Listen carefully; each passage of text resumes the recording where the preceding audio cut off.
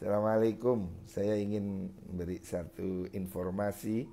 Kebetulan saya hadir di Muktamar Sulu dan saya pengurus LBM PWNU Jawa Timur mulai tahun 99. Bahwasanya yang dimaksud dengan tes DNA untuk nasab di Muktamar Sulu itu kasusnya adalah sengketa ada pernikahan seorang pejabat inisialnya M dengan artis inisialnya MM. Setelah mereka nikah siri, punya anak, bapaknya nggak ngakui anaknya. Tapi ibunya kekeh itu adalah anaknya. Lah bapaknya ini namanya Nafiyul Walad, nggak ngakui anaknya. Ini namanya Nafiyul Walad. Ibunya tetap minta itu diakui sebagai anak. Dia minta diilhakkan. Ya, supaya paham konteksnya ilhak dan Nafiyul Walad. Jadi pembahasannya itu dengan siapa? Dengan orang tua, ya, bukan dengan nenek moyang. Apakah tes DNA itu bisa menetapkan nasab? Dalam kasus ini tidak bisa, maka disebut tidak bisa untuk ilhak. Jadi bapak yang nolak anaknya, nggak ngakui anak hasil nikah sirinya itu dibenarkan. Itu namanya dia melakukan nafyul walad. Tapi kalau dalam fikih dia itu harusnya melakukan li'an, ya, bahwa dia menuduh istrinya berselingkuh, bahwa itu bukan anaknya dan dia bersumpah. Lah istrinya supaya tidak dituduh berzina karena atas tuduhan suaminya, dia bisa membalas dengan sumpah li'an. Lah dua-duanya ini bersumpah, maka anaknya itu menjadi anak siapa? Itu menjadi anak ibunya, tidak menjadi anak bapaknya. Walaupun ibunya mengajukan tes DNA dan terbukti itu memang anak bapaknya, secara fikih tetap tidak diterima. Jadi karena apa? Al-walad itu kan lil firas. Jadi anak itu ditentukan oleh pernikahan. Dalam hal ini bapaknya nggak mengakui itu anaknya, dia nggak punya saksi tapi dia bisa bersumpah li'an, maka anak itu dinafikan, nggak diakui. Ya, nafiyul walad ini namanya. Bukan menafikan nasab. Nasab nenek moyang bukan, ngaji fikih dulu ya. Ngaji bab li'an dulu supaya paham konteks masalah nafyul walad dan ilhaq.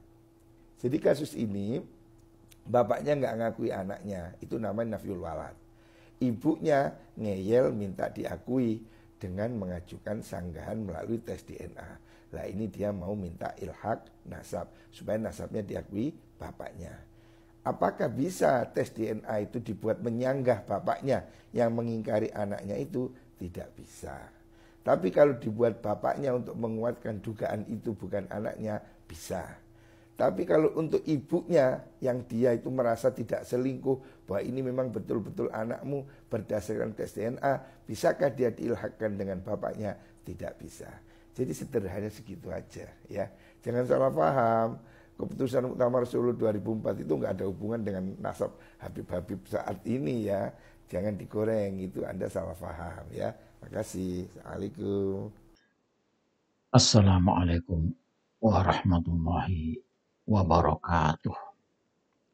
Saudara-saudara sekalian yang saya hormati dan saya cintai. Tersebut di atas tadi adalah video penjelasan Haji Fakhrul Razi dari pengurus besar Nahdlatul Ulama.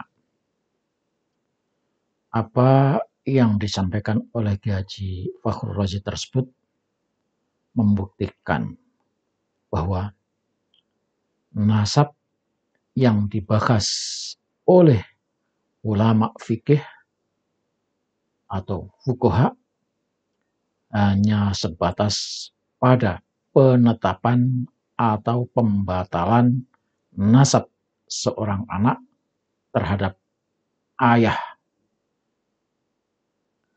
Dalam hal tersebut, karena anak dilahirkan tidak melalui pernikahan yang sah, maka menurut ahli fikih, anak tersebut tidak bisa dinasabkan, dinisbatkan kepada ayah yang menghamili ibunya waktu itu.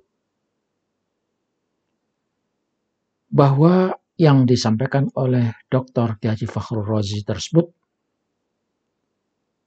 tidak membahas nasab nenek moyang. Jelas, tidak membahas nasab nenek moyang.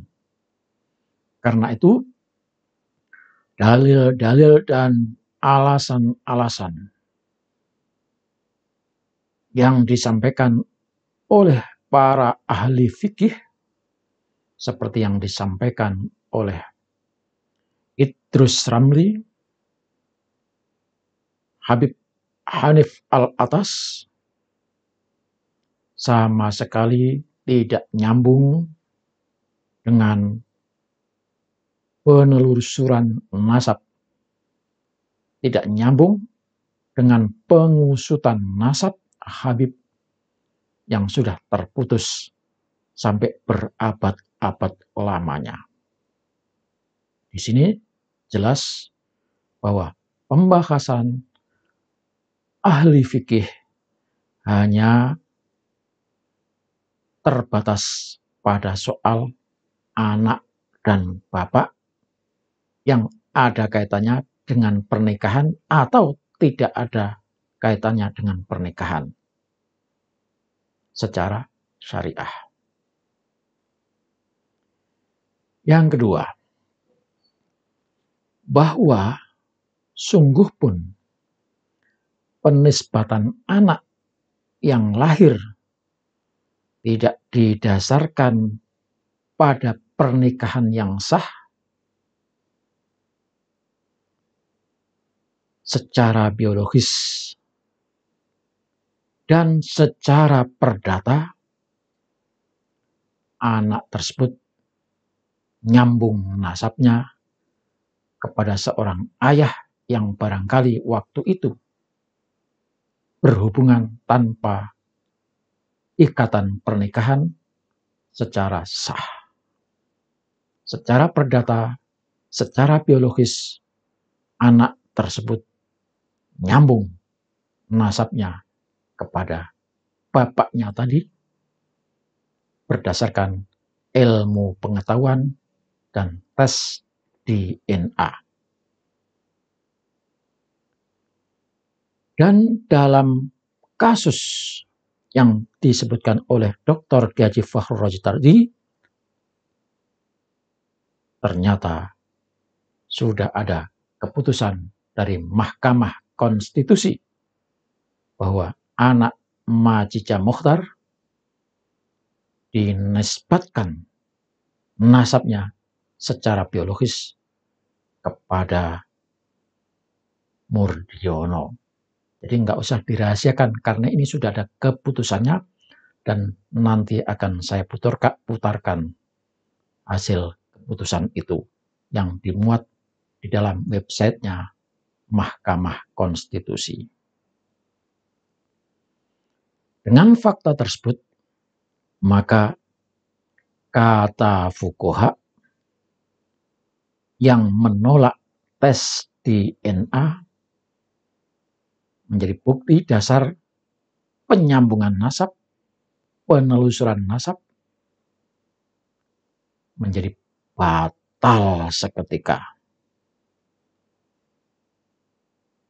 Nasab secara biologis, secara perdata, bisa diketemukan, bisa disambungkan dan dihubungkan dengan tes DNA. Karena itu, kalau Habib-Habib yang sudah ratusan tahun berabad-abad itu ngaku sebagai cucu Rasulullah, maka wajib hukumnya dilakukan tes DNA supaya kita yakin kalau Habib itu keturunan Rasulullah.